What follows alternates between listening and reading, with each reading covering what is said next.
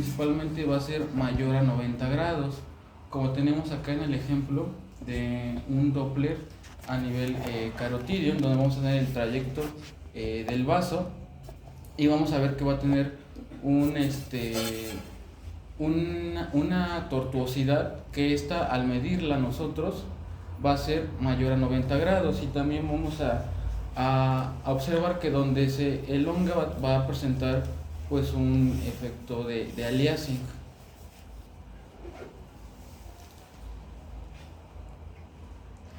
El otro que mencionaban es el tipo 2 o el enrollamiento, que aquí igual en su segmento cervical va a haber un alargamiento de la carótida interna, en donde va a tener una morfología en una S exagerada o también una configuración circular o un enrollamiento, que este enrollamiento iba a ser una angulación mayor a 360 grados y que nosotros al verlo en un Doppler iba a tener una configuración un tanto circular, esto por el enrollamiento o la configuración como en NASA, que al observarlo en el Doppler Color vamos a observar pues el trayecto un tanto tortuoso con segmentos de aliasing, y vamos a observar que en su enrollamiento pues lo vamos a ver de esta morfología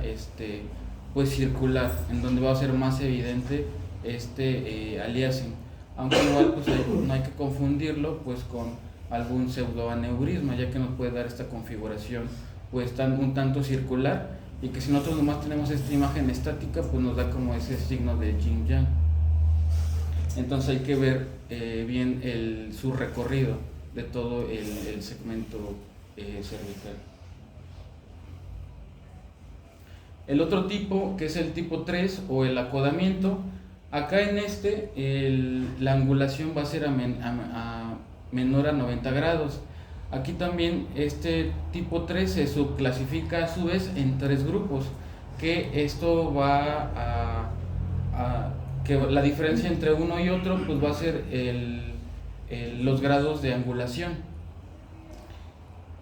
que en el grado 1 va a ser entre 60 y 90 grados, que como vemos acá en el ejemplo hay que medir pues hay que seguir todo el trayecto, y donde veamos que se angula vamos a trazar pues nuestras medidas para medir el tipo de angulación, y si nos da entre 60 y 90 grados lo vamos a subclasificar en un grado 1. A su vez el grado 2 va a tener una angulación entre 30 y 60 grados, como vemos acá en el ejemplo. Y ya el grado 3, va a tener una angulación menor a 30 grados, como lo vemos aquí en el ejemplo. Bueno, entonces todos estos pues van a tener una prevalencia entre un 10 y un 45%. Estos a su vez van a ser más prevalentes en mujeres y también en pacientes mayores a 60 años. Estos se pueden encontrar tanto uni como bilateralmente. Entonces igual hay que, al hacer nuestro estudio, pues verificar bien de ambos lados. Y también pues va a afectar más frecuentemente a la carótida interna y especialmente del lado izquierdo. Y tanto las tortuosidades como los acodamientos pues van a ser más frecuentes que los enrollamientos. Y en cuanto a su fisiopatología, pues se puede presentar de forma congénita o adquirida, y también puede estar relacionado con algunos otros factores de riesgo, principalmente de aterosclerosis o cardiovasculares. En el mecanismo embriológico, pues aquí como un breve recordatorio, la vasculatura cerebral a nivel carotidio se va a desarrollar a partir de las 3 semanas embriológicas, mediante la formación de unos arcos aórticos, en donde va a haber 6 pares de arcos aórticos donde van a estar conectados tanto a nivel ventral como dorsal. Cada arco aórtico va a surgir de un bulbo arterioso que va a discurrir dentro del arco faríngeo para terminar posteriormente en una arteria dorsal. Esto a su vez, los primeros dos arcos se van a desintegrar, y de sus raíces van a ser la arteria ventral y arteria dorsal, que van a persistir posteriormente tanto en carótida interna y carótida externa. Posteriormente la carótida interna se va a integrar a un tercer arco aórtico de manera bilateral, y la raíz ventral entre el tercer y cuarto arco persistente como la arteria carótida común. Entonces, de estas etapas, si existe una elongación de la carótida común y de la carótida interna, puede ya conducir a una tortuosidad o a un acodamiento. Y también, pues, dependiendo de dónde exista la bifurcación, pues va a existir el grado de migración de la carótida externa, y este va a ser variable. En el artículo mencionaban que la bifurcación carotidia iba a ser a nivel de C4 y C5 en un 48%, y a nivel de C3, C4 en un 34%. También se asocia a trastornos genéticos y moleculares, en donde igual mencionaban que había un nivel significativamente mayor de una proteína que iba a ser la metaloproteinasa de la matriz tipo 2 en pacientes que tenían dolicoarteropatías carotidias, y la expresión de esta proteína iba a ser mayor en aquellos con placas ateromatosos que en aquellos que no tenían placas de ateroma.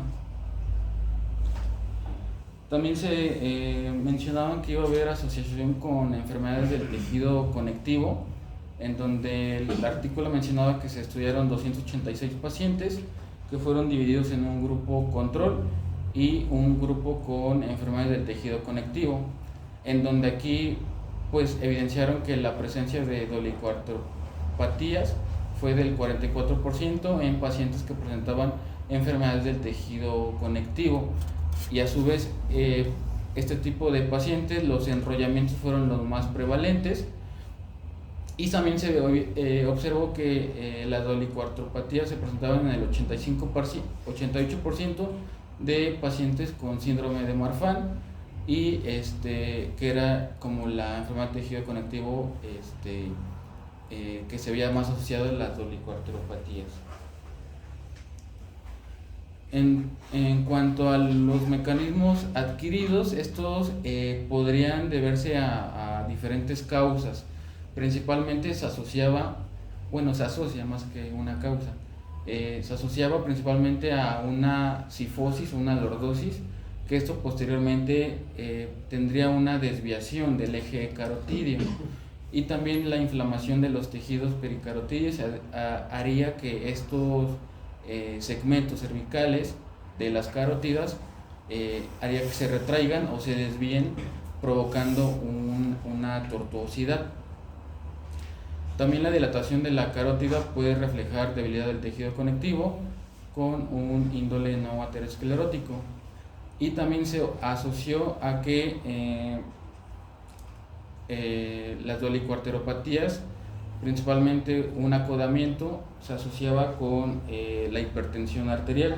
Esto debido a que las fuerzas excéntricas relacionadas con la hipertensión, junto al envejecimiento y la rigidez de las paredes, hacían que pudieran desempeñar una dilatación principalmente de la carótida interna, y por lo tanto desarrollar algún tipo de dolicoarteropatía. También mencionaban que un IMC alto también se relacionaba con las dolicoarteropatías, esto debido a una presión abdominal alta, que haría que una presión abdominal alta empujaba hacia arriba el diafragma y a su vez al mediastino, haciendo que las arterias carótidas fueran rodeadas por un tejido más laxo, y posteriormente deslizarse y desarrollar algún tipo de tortuosidad principalmente.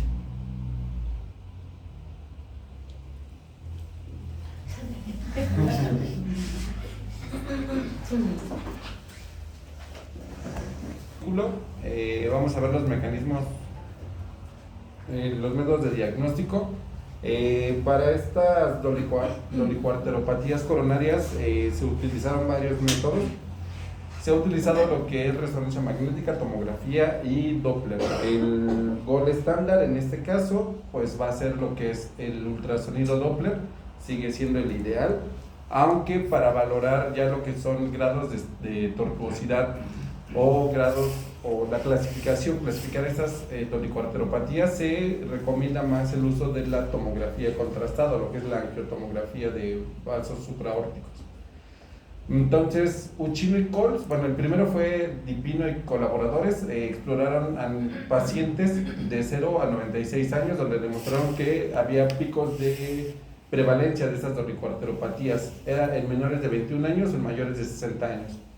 Uccino y colaboradores analizaron casos por medio de SPECT, que es medicina nuclear, y tomografía, permitiendo estudiar con mayor definición las tortuosidades de la arteria carótida interna y alteraciones secundarias en la perfusión.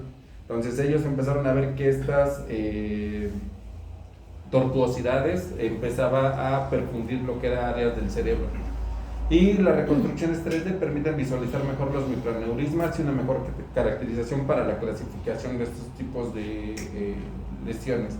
Entonces del lado izquierdo vamos a ver una angioresonancia y del lado derecho izquierdo y derecho vamos a observar una reconstrucción en 3D con tomografía contrastada. La ventaja de la angioresonancia es que no necesitamos el contraste, se usan secuencias de tiempo de vuelo, time of life o el TOF, que son reconstrucciones y podemos visualizar sin métodos invasivos, sin inyectar contraste, lo que es la vascularidad. En el caso de la tomografía, pues ya necesitamos aplicar lo que es medio de contraste iodado, y puede haber reacciones alérgicas o pues ya sea un poco más invasivo, ¿no? Comparado con la resonancia. Aunque si hay dudas, aún así se puede aplicar el medio de contraste paramagnético en lo que es la resonancia magnética. El método de elección que ya nos había enseñado el compañero es el ultrasonido Doppler, donde vamos a observar lo que es tortuosidades, el enrollamiento o las torceduras.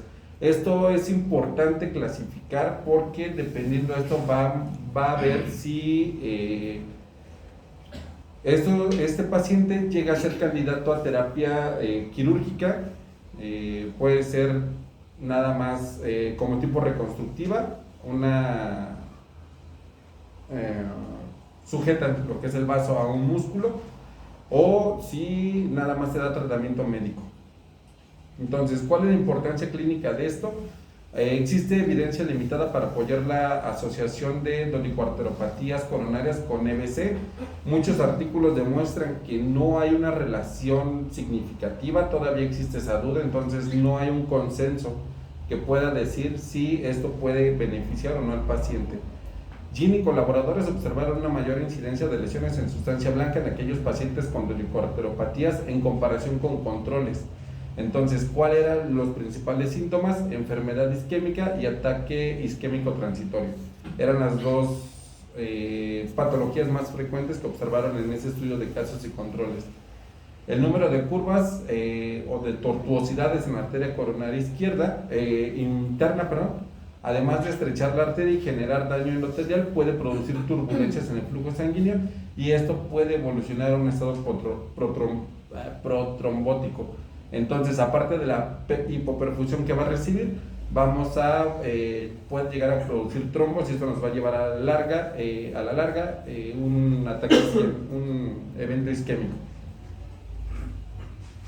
Entonces, ¿cuáles son las causas o la clínica que pueden dar estas dolicuarteropatías? La principal, hipoperfusión cerebral. Recordemos que mientras más acodamiento, menos presión, menos cantidad de sangre va a llegar al cerebro. Encefalopatías hipóxicas, vértigo, diplopia, ataque isquémico transitorio, infartos y ya muy raro, pero no imposible de ver, amaurosis fugaz, disfagia, disnea, apnea obstructiva y acúfenos. Estos principalmente cuando existen ectasias de lo que es la carótida, cuando es a nivel de cuello principalmente, es donde más vamos a observar este tipo de estas dos últimas clínicas, que es la apnea y los acúfenos.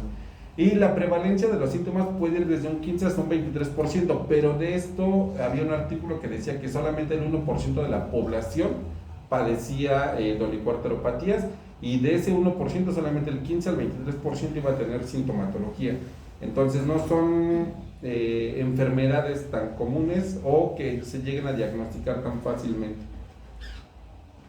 Del tratamiento, pues no hay un consenso, depende cada equipo médico, cada cirujano, cada angiólogo, cardiólogo, neurólogo que valore, va a decir si este paciente va a requerir un tratamiento o no. Entonces, Gavrilenko y colaboradores propusieron tratar las dolicuarteropatías que tengan estenosis de la arteria carótida interna mayor al 60%, con placas de ateroma y cualquier grado de insuficiencia cerebrovascular. Que esto principalmente cuando tengan clínica. Y otro grupo cuando tienen menos del 60% de estenosis de la arteria carótida interna con placas de ateroma, grado moderado o grave de insuficiencia cerebrovascular, se combina con tortuosidades y va a haber un flujo mayor a 100 centímetros sobre segundo y va a presentar un flujo turbulento.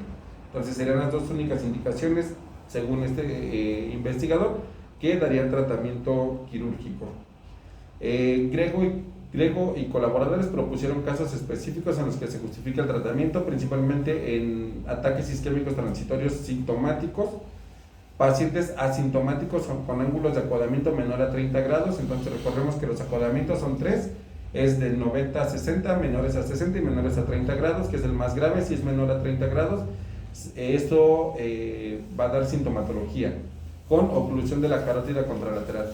Pacientes con síntomas no hemisféricos con resultados positivos en los siguientes estudios, que no tienen sintomatología clara de un EBC, pero tienen un Doppler de carótidas con velocidades aumentadas, principalmente mayor a 185 centímetros sobre segundo, tomografía o angioresonancia cerebral con lesiones isquémicas en el hemisferio ipsilateral del lado afectado y inversión de flujo circulatorio en la arteria carótida y reducción de la arteria carótida anterior y reducción en la arteria cerebral media. Entonces acaba de haber una inversión de flujo, la cerebral media, en lugar de ser un baja resistencia, se va a convertir a una alta resistencia en relación con maniobras de rotación y flexión y extensión cefálica.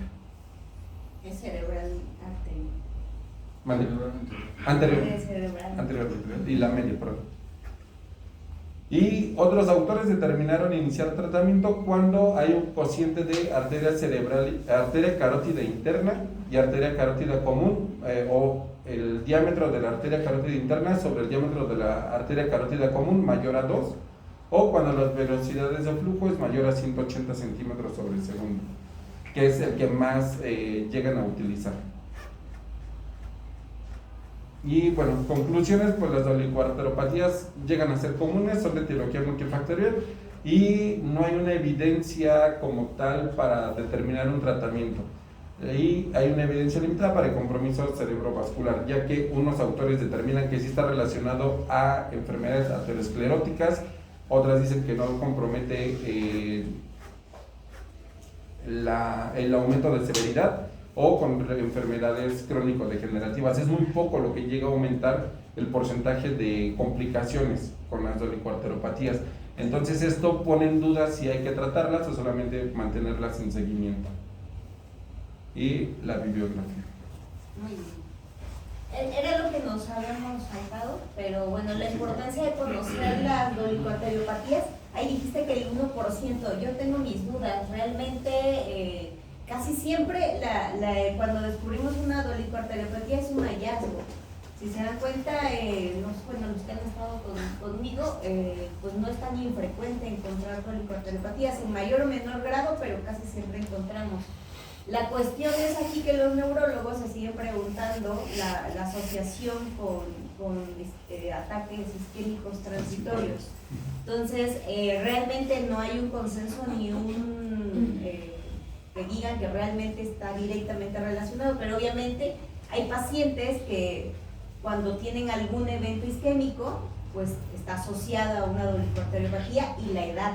Entonces la edad es un factor predisponente para que realmente tenga importancia o no en un paciente. Entonces, si es un paciente de 60, 70, 80 años, con una dolicoarteriopatía, diabético, hipertenso, pues es obvio que los factores de riesgo pues aumentan, ¿no?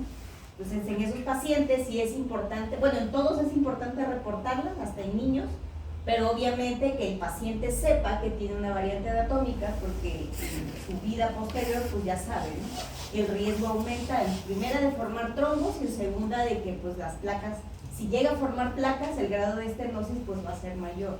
La velocidad generalmente, si ustedes en la carótida común ven, normalmente para considerarse que una carótida esté enferma, ¿cuánto tiene que ser la velocidad?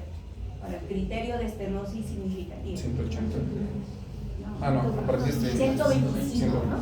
Entonces, si yo veo a nivel de mi carótida, no sé, mi carótida común, 100, y estoy iniciando el estudio de la carótida interna y veo 110, y acercándose a la tortuosidad veo 115, ya quiere decir que está aumentando, ¿no? Entonces no se esperen a que realmente aumente como para que sea significativa.